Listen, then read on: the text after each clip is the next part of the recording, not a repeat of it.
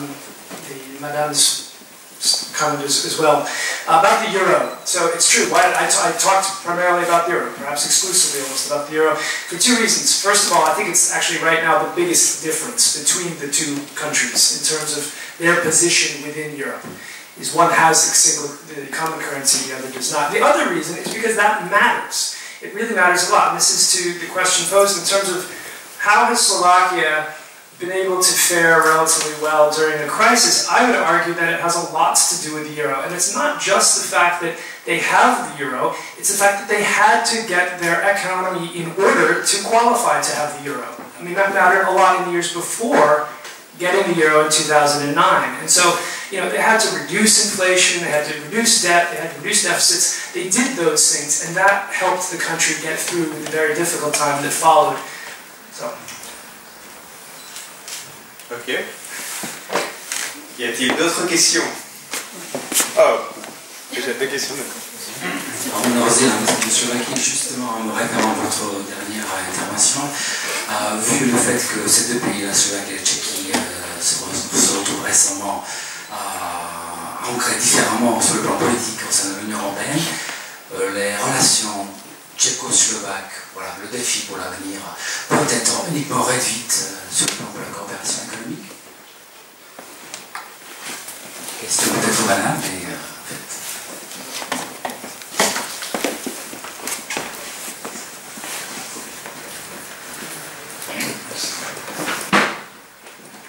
Mon nom est Razala, tchèque, journaliste. Monsieur l'ambassadeur, quelle importance fait-on accorder au bruit, aux informations selon lesquelles M. Klaus n'est que le pion de M. Poutine dans l'enjeu de la politique européenne?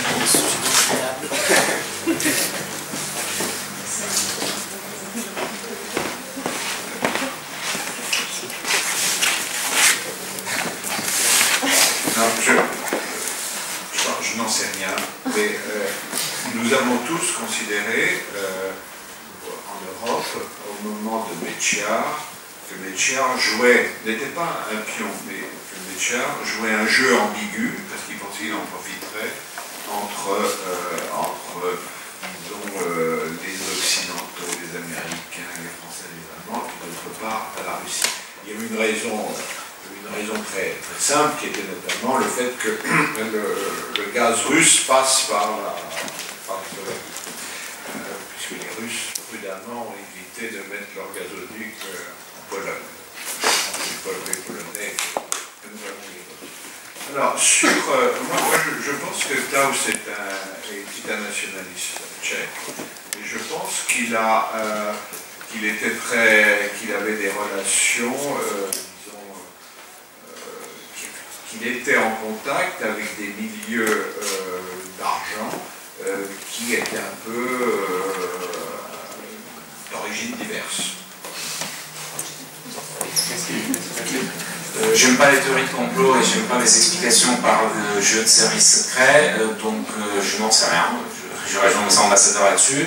Ce que je constate, c'est qu'il y a certains thèmes et certaines actions de Václav Klaus où j'estime qu'il y a une alliance objective entre ce qu'il dit et ce qu'il fait et certains intérêts russes. Voilà. Et maintenant, d'ici là, en faire je sais pas quoi, c'est peut-être excessif. Je pense aussi, et je reviens à ce que j'ai dit au début, effectivement, dans sa vision de l'histoire tchèque, il y a une place assez importante d'une certaine tradition slavophile, qui par exemple est assez absente chez la plupart des pro-européens, y compris chez Havel. C'est-à-dire, de toute façon c'est assez simple, en République tchèque, plus vous êtes, on va dire, plus vous avez un problème avec la cohabitation tchéco-allemande, plus vous avez tendance à regarder vers le monde slave, et quand vous regardez vers le monde slave, vous allez assez rapidement vous rendre compte qu'il y a un grand acteur qui s'appelle la Russie. Plus vous êtes détendu, je dirais, par rapport à l'influence et les liens avec l'espace germanophone et plus généralement avec l'Occident, plus effectivement ce lien peut être problématique, voire parfois conflictuel, etc. Donc lui, Václav Klaus, de ce point de vue-là, est plutôt, je dirais, du côté des successeurs de certaines tendances slavophiles, mais il ne faut pas exagérer. Ceci dit, il y a un autre aspect qu'on oublie toujours, et qui est très peu connu finalement, c'est que son discours contre l'Union européenne, il est très connu, mais c'est pas un grand partisan, ça n'a jamais été un grand partisan non plus de l'OTAN. Et c'est quelqu'un qui est très américanophile lorsqu'il s'agit du modèle de société, de discours économique, mais c'est quelqu'un d'extrêmement critique par rapport à la politique étrangère américaine. Il a été contre la première guerre du Golfe, contre la deuxième encore plus évidemment, il a été contre le bombardement de Kosovo, etc., etc. Il a un énorme problème, et donc là encore vous avez un sujet sur lequel ces prises de position rejoignent assez souvent ce qu'on entend venant de Kremlin. D'ici là, on tirait des conclusions, c'est peut-être pas nécessaire. C'est très intéressant parce que l'expérience de la guerre des Balkans a opposé violemment Havel et Klaus. Et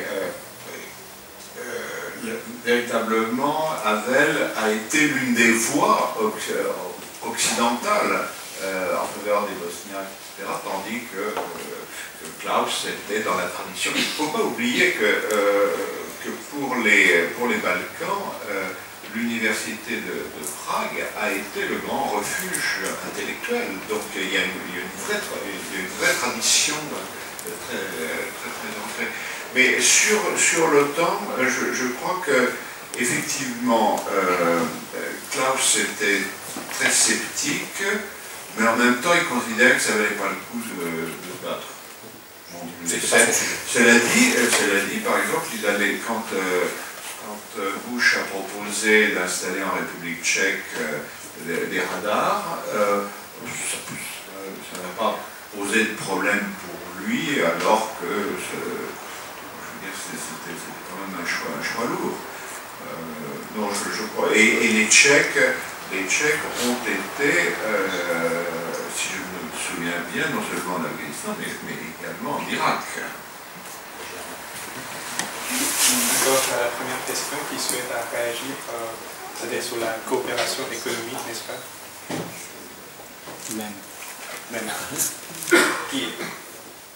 Je ne me sens pas compétent là-dessus, je dirais juste une chose, le jour où l'automobile européen se casse la figure, nous serons dans les mêmes salles de rap, tous les deux, je pense. Et si jamais il y a un ralentissement de la croissance allemande, quand même, la République tchèque a été un espace de délocalisation proche de l'industrie allemande. Donc, une partie de la rhétorique politique contre les Allemands, c'est aussi la reconnaissance d'une grande dépendance économique. S'il y a un pays d'Europe centrale qui est dépendant de la santé d'une compagnie allemande, toute l'Europe est dépendante, mais véritablement la République tchèque plus beaucoup d'autres.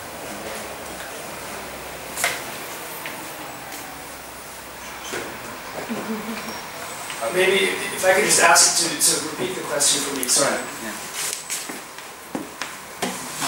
La question, c'est que, comme vu le fait que ces deux pays récemment se trouvent, disons, sur le plan politique différemment ancrés au sein de l'Union européenne. Voilà, donc la coopération, le défi pour l'avenir pour ces deux pays, la Tchéquie et la Slovaquie, peut être réduit uniquement sur le plan pour la coopération économique. C'est ça, voilà, le défi pour l'avenir, d'un avenir. Même les thèmes, vous voyez ce que je veux dire.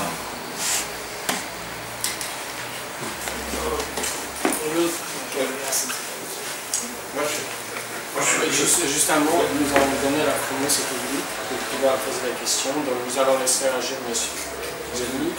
On va faire un dernier tour de questions parce qu'on aura à peu près 5 minutes. Et M. Daboville, vous pouvez réagir. Je voudrais simplement recadrer un petit peu la question. Le problème dans les années qui viennent, ça va être l'évolution de la gouvernance et de la gouvernance politique de l'Europe.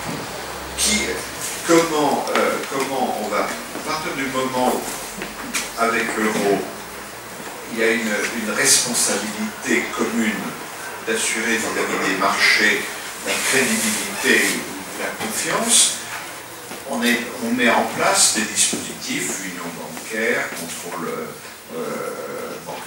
européenne, et comment gérer cette union monétaire qui devient de plus en plus, enfin, je veux dire, vers un certain nombre de souverainetés partagées. Alors, ce n'est pas le fédéralisme traditionnel, ce sont des souverainetés partagées. L'accord de surveillance des trajectoires budgétaires, le six-pack, par exemple, ça va quand même très loin. Et ça change complètement ce qu'est aujourd'hui, ce que va devenir l'Europe. L'Europe de Mme Thatcher, c'était le marché intérieur européen. Elle a joué un très grand rôle positif pour s'opposer au protectionnisme, etc. L'harmonisation des normes, etc. Aujourd'hui, on est dans un tout autre jeu. Et c'est par rapport à ça que la République tchèque va devoir se définir. Enfin, tout le monde, mais notamment la République tchèque, parce que précisément, elle n'est pas dans l'euro. Les Polonais ont d'ores et déjà dit que s'ils n'étaient pas dans l'euro, ils allaient jouer le jeu de cette souveraineté partagée sur les affaires économiques et budgétaires. Que la Commission puisse rendre des avis sur les politiques économiques, les politiques budgétaires, les trajectoires budgétaires, c'est quand même quelque chose de tout à fait nouveau et qu'on n'aurait pas imaginé. Alors, moi, je trouve que c'est un saut quantitatif et qualitatif qui a été la conséquence, peut-être pas prévue, mais la conséquence de la crise. To your question, first of all, I think that the economic cooperation is vital. I mean, when you think about the Czech Republic and Slovakia are either first or second for each other in terms of trade and in terms of tourism. That's been the case since they split and will probably continue to be the case for a long time. Even though Germany is such a dominant economy for both of them, each other are their next most important partners. So economic relationships will continue, they're extremely important. But there are other things, and I'll just highlight in two areas. In terms of politics, in the EU, and I can speak for Slovakians, what I've heard from Slovak diplomats within the EU institutions, so I don't know if it's as true for the Czechs, but when Slovaks are looking at issues, and this is true of all EU member states, they're looking at their neighbors, because they can't be an expert on every single issue. So they look at their neighbors and say, okay, what do my allies or my friends or people in a similar situation, what position are they taking on the issues to help them form their own position? For Slovakia, the first place they look is still to the Czech neighbors. Right? The very close next place they look at their Visegrad neighbors, so they'll next look to Poland or Hungary and say, okay, what are they doing on the issue? That doesn't mean they're going to vote the same way, choose the same thing, but it's the most relevant reference for them, and it still is. Similar things actually in the UN, where if you look at the voting records of the Czech Republic and Slovakia, since they've been independent in the UN, they vote together almost all the time. One notable exception was on recognition of statehood for Palestine. That was one where the Czechs joined. Excuse me? Even Kosovo, I mean. Well, perhaps Kosovo. Perhaps, yes, no, you're right. In Kosovo, Slovakia has opposed. This is true. But within the UN, the Czechs voted against, the Slovaks abstained with actually most countries. The Czechs joined the United States somehow. The third thing I would say, I'm going to return to my favorite subject of the evening, and that's sport. There is talk, who knows if it will happen, but that of reunifying the premier leagues within the football of the Czech and Slovak leagues to have one sort of Czechoslovak league again. So I hope that happens. Okay. Le dernier tour des questions. Qui veut poser une question? Personne? C'est notre question, est-ce que je peux la choisir? C'est pas pour taquiner, hein. C'est juste pour... Vous êtes sûr, mais c'est pas. La dernière. Après, vous pourrez poser des questions de façon informelle pendant le buffet, mais... Ok. Tu veux poser une opportunité, nous allons essayer de regarder vers le futur et vers les leçons que la Slovaquie et la République tchèque peuvent donner à d'autres pays. Et vous l'avez mentionné, monsieur l'ambassadeur, c'est aujourd'hui en quelque sorte un exemple pour les séparatistes écossais, Catalogne. Apparemment, il y a aussi des conseillers tchécoslovaques qui discutent avec eux de leur expérience de séparation d'un État. Mais à l'époque, quand la Tchécoslovaquie s'était dissolue, elle n'était pas en Union européenne. Et ça, c'est essentiel pour toutes les régions de l'Europe. Donc, est-ce que ce n'est plutôt pas un bon exemple? Parce que la Catalogne, l'Écosse sont en Union européenne. Au départ, il faut bien voir que dans la séparation entre Tchèques et Slovaques, il y avait l'idée de Klaus de ne pas s'embarrasser pour sa politique de libéralisation, entre guillemets, du fardeau slovaque. Il considérait que l'économie slovaque serait plus difficile à privatiser suivant la méthode qu'il avait choisie.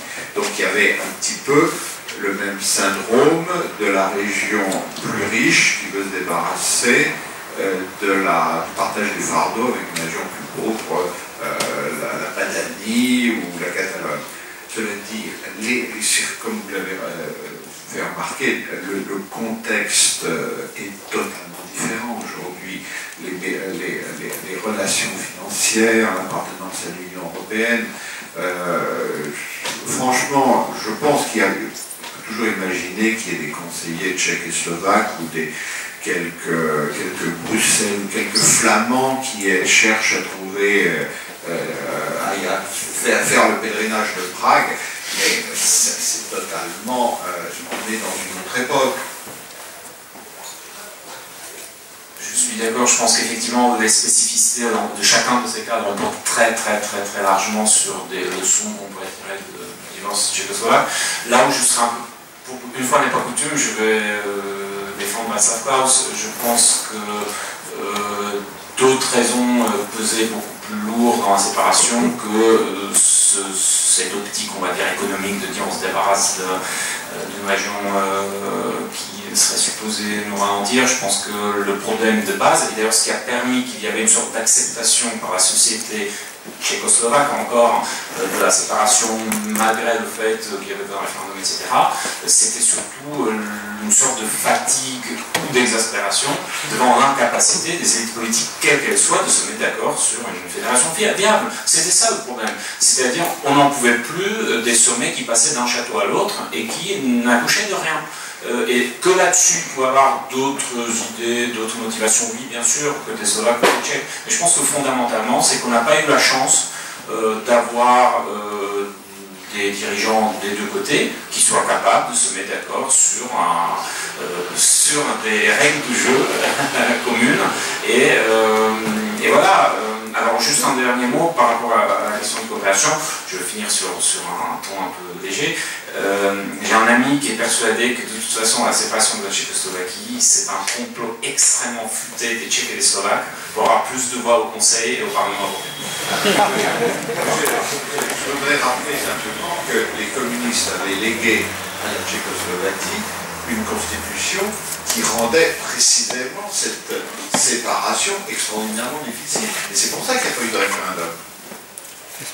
Parce que ce n'était pas possible dans la constitution communiste. C'était tellement plus simple avec le comité central. Et notamment quand il faut se souvenir qu'il y avait quand même une chose extraordinaire dans le monde communiste de l'époque, c'est qu'il y avait deux partis communistes dans le même pays. Oui, mais pas tchécoslovaque, tchécoslovaque et slovaque.